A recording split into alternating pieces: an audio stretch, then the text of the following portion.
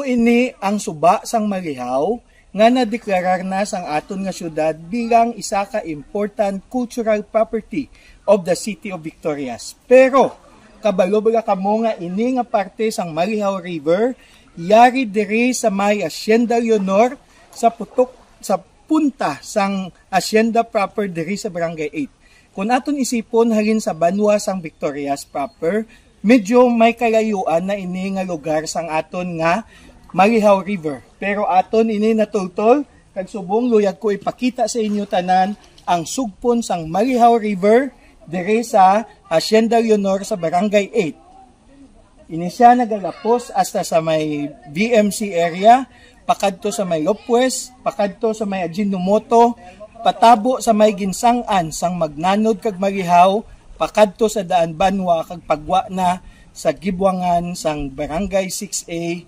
dito sa may Purok Pasil sa may Villa Miranda ayon. So gani luyag ko ipakita sa inyo ang sugpon sang Marihaw River nga natuon diri sa Hacienda Leonor sa Barangay 8, Victoria City, Negros Occidental.